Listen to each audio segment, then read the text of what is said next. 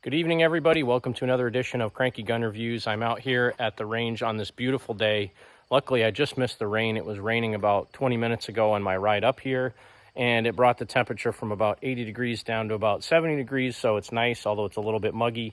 But it's a beautiful Sunday night out here. I'm the only person out at the range, and up here and up there, 25 and 50 yards, I have some targets set up. I'm going to do some 410 slug shooting out of a full choke New England Firearms single shot 410 and out of my Smith & Wesson Governor to see what the difference is between the two. So let's check it out. Hey everybody, I'm going to go ahead and apologize ahead of time for this video because it's about 18 minutes long. I know a lot of you have a very short attention span and don't watch more than about 2 minutes of my video. And for you, I'm sorry. But for those 50, 60, 70 people that actually want to watch the whole video, this one's for you. Now, before I get started shooting the slugs, I have these ancient paper holes. This one's a number 4, number 6, number 6. Maybe that's a number 9, and then another number 9, or maybe they're a 6. But I have these 5 ancient paper shells. I want to try shooting these first. I've had them for a while. They'll probably go off. If not, well, hopefully they don't blow up my gun. I don't think they will. All right, so starting off, this is my New England Firearms Partner Model SB1 in 410 with a full choke. And I have some of these ancient paper shells, probably from the 1960s. I just want to shoot them and see how they go. I think they'll go fine, but let's see. Smoky. And I probably will not be reloading these, but I think they're cool anyway.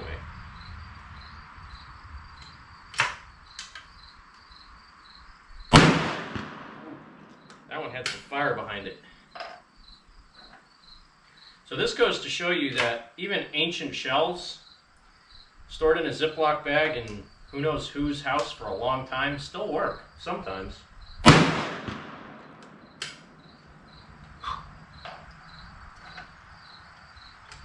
They smell good.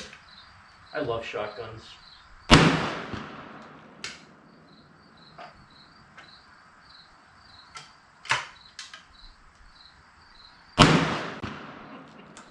See, like all the, I don't know what these things used for wads, some kind of paper or something, but I don't know. Maybe I'll reload them and see how ancient 410 paper hulls reload. Anyway, I'll keep those. Now we can get on with the video. All right, so in keeping with Guns and Cars video, he's been doing testing on 410 slugs, and he wanted to see what ones were accurate out to 40, 50 yards and beyond. And he had had some mixed results with his shotgun. I think he has a Stevens Model 301 with the screw-in chokes. What I have here is my New England Firearms, which is affectionately the same thing as a Harrington and Richardson Model SB1 410, and this has a full choke with a 3-inch chamber. So I'm going to do testing out at 25 and 50 yards, and I'm probably not going to get as good a result as he does because he has a scope on his, but I want to do some of the same testing with a full choke and see how these 410 slugs work. Now, I don't have that many types of 410 slugs. I only have a few here. So I have the BPS, which I'll be starting out with, and again, I'll do 2 at 25 and 2 at 50. Then I have the Winchester Super X, which is a 1/5 ounce slug, 2.5-inch shell. Again, I'll do 2 at 25 and 2 at 50. Then I have the Super X 3-inch shell, which is a 1/4 ounce slug that I'll shoot at 25 and 50. And then I will do the Federal at 25 and 50. And I almost hate to shoot these Federals because I only have 4 of them. I bought them at a shop for like $3 for 5 slugs. They were like from somebody's estate that they cleaned out. And then I only have 3 of these Remington 1/5 ounce slugs. So again, I'm going to do them at 25 and 50 yards and see how we go. I also saved some BPS slugs so I can shoot them out of my Governor and see how they shoot out of that, if they go out any better. But let's get started here. 2 BPS slugs at 25 yards. And I just have some painted targets out there on cardboard. They're not shoot and see. So I'll have to go out there and look at them after each shot here. So Let's see how we do here. And again, bead sight, so I don't know how good I'm going to be, but let's try.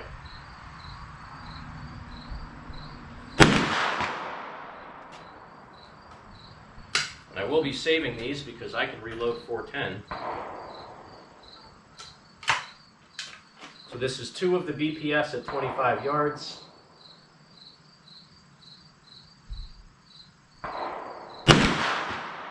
And if I'm guessing, they're probably going to be low because I'm putting the,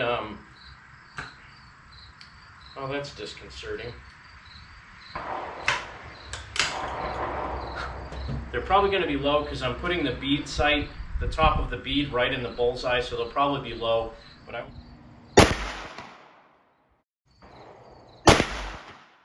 and now let's go to 50 yards. See how they do at 50 yards, if I can get any better.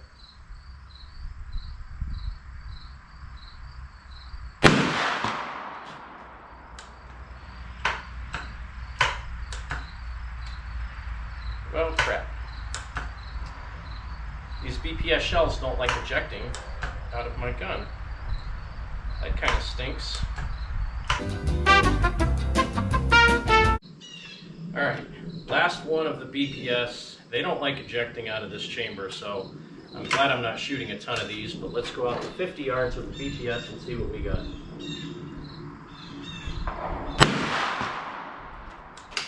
That one came out. Alright, so 25 yards. I was aiming here, and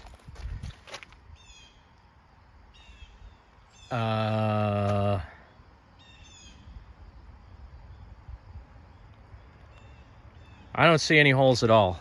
Maybe there.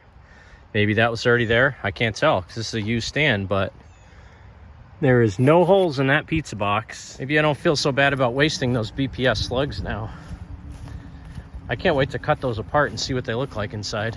So this is 50 yards. Again, with the front bead sight right covering this, there's not a single mark on this piece of cardboard. So I will not be buying any more BPS slugs. They are a waste of money at almost $1 a piece. Let's go try something else. Well, now that I have the BPS slugs out of the way, that was a complete disappointment. I'm going to go ahead and go to my Winchester Super X 2.5 inch 1/5 ounce slugs. And since I didn't hit any on the target at 25 yards, I'm just going to go with the top target for these. Let's see what we got.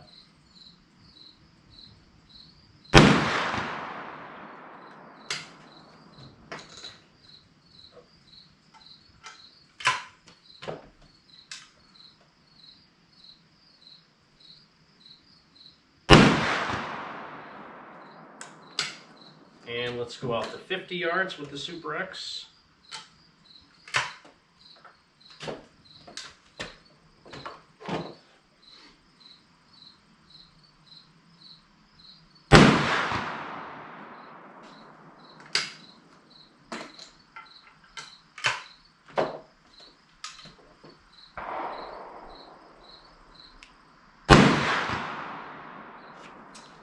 Interesting. I'm going to go ahead and do the 3-inch Super X next as well. I'm going to go in the middle target at 25 yards with the 3-inch, and then again I'll just shoot at the same target at 50 yards and see if I can get anything on target here. Maybe this shotgun's just not good at slugs at all. I don't know.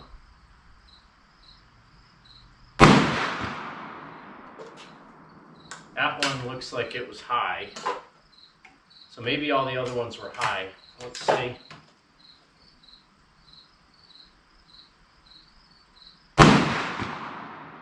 Yep, those two are about 1.5 inches apart, but they were high at 25 yards, which is okay. High at 25 yards, I mean, I know where they're hitting. These have a little bit more velocity because they're a 3-inch shell. So let's try at 50 and see if I can get it on target at 50.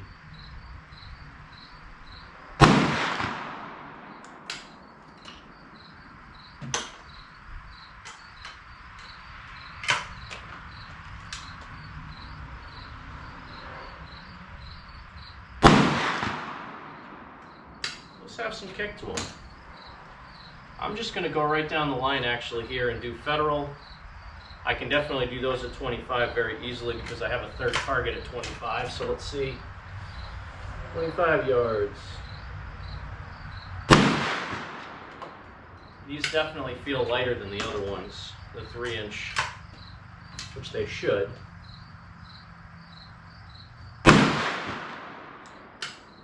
Alright, and then 2 federals at 50 yards. Then we'll go check the targets.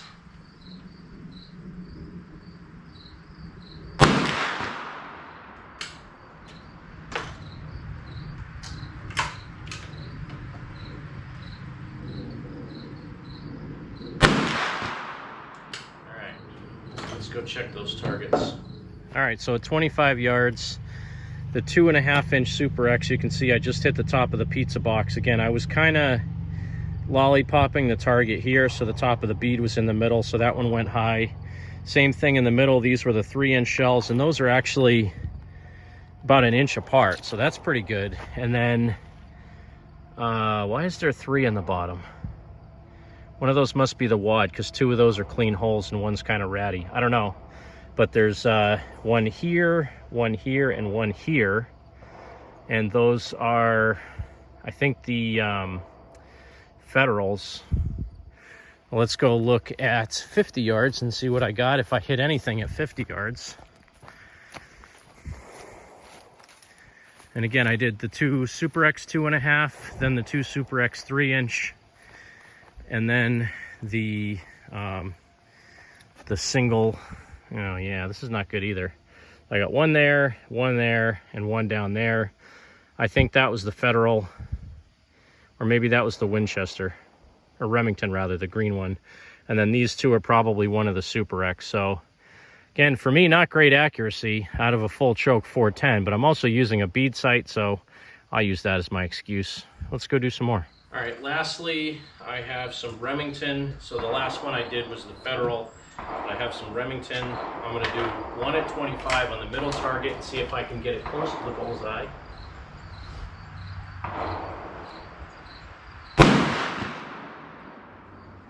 I think that was low right. This is not looking good for Slugs out of a full choke shotgun. Now I'll go out to 50 yards and I'm going to aim at the bottom of the target and see where I can hit.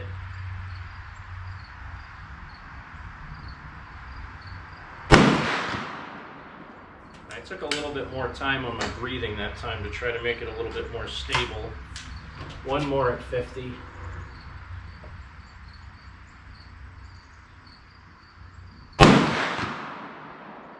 Alright. That's all I got for 410 Slugs, at least that I want to shoot out of this. Let's go check that target and see how the Remington did. So, I was aiming down here with the Remington, and I actually hit, well, I mean, I was aiming in the center here, and it went about 4 inches off the center to the right. Again, not great. Not happy with that at all. And I think maybe the lesson here is that Slugs don't work well out of a full choke, maybe. And this time around on the 50-yard target, I was aiming down here at the bottom of the target, and I actually hit pretty close to the bullseye with one of them. I think one was here and one was there. I'll have to go back and watch the footage, but still not great. They just, I don't think they're tumbling. They're cutting nice clean holes, but they're just not accurate at all. So, will the Smith & Wesson Governor do better than that? Let's find out. So I have 5 BPS Slugs. I'm going to try shooting these out of my Governor and see how they do. This ought to be fun. I think the velocity on these is around 1200. I forget. It says max pressure 1050 bar, so I don't really know what the velocity is. I don't have a chronograph. I probably should get one at some point in time, but let's go ahead and see. 25 yards with the Smith & Wesson Governor. Let's see how these things feel. Again, this is the BPS. Wow, that fireball is awesome. and it doesn't want to advance. That's not good. Well, I might have just ended that pretty quickly. It doesn't want to advance, and it doesn't want to open, which means the primer probably came out, or when the shell opened up, it's longer than 2.5 inches and it's jammed in the cylinder. So,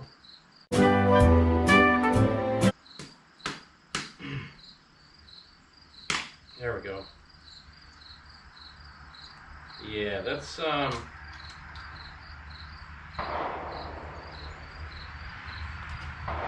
I will not be reloading these BPS shells, and I'm not firing any more of them out of my Governor. The rim actually opened up, like it, instead of being a flat disc now, it's actually rounded, and I'm not chancing wrecking an $800 revolver just for science. I'm not going to ruin this gun. I can go check and see if that one shot made it on target. So this is what a good rim looks like that came out of the shotgun. You can see the very rim of it looks pretty uniform, not too bad. This is the one that came out of the Governor. You see how it's like rounded out and bulged out on one side, and it's actually kind of pulling off of the plastic casing. I don't think these shells are made to be reloaded. It got stuck in the cylinder, and you can definitely tell that that plastic is separating from the head on this. So I don't think I'm going to be reloading these BPS. I don't know, I might try reloading them and just shooting them in my shotgun with birdshot, but I don't think these are really going to be a long-term viable solution for reloading. Well, if you recall, the only shot that I shot on this target was right there, and it's still right there. That wad hole was there already, if I recall, and those two were from the 3-inch Super X, so I didn't even hit that target even with the Governor and the, oh wait, there it is, right there. So 25 yards aiming for the bullseye, and I hit way up here. So I think that's going to end the video on the 410 shotgun slug testing. I can say definitively that those BPS slugs are way less accurate than any of the others, and the heads on those, the brass part of them or the steel, whatever it is, are so thin and flimsy that they were getting fire formed and stuck in the chamber on my 410 shotgun, and one of them got stuck in the chamber on my Governor. And thanks for stopping in for another edition of Cranky Gun Reviews. I hope you enjoyed it. Hopefully it was a little bit informative. I am going to cut apart these slugs in another video soon and post it. Thanks for watching. Have a great day. God bless America. Make sure you support your 2A rights. Get out there and shoot. And if someone asks you to give up some of your freedom for the greater good, remind them that freedom is the greater good.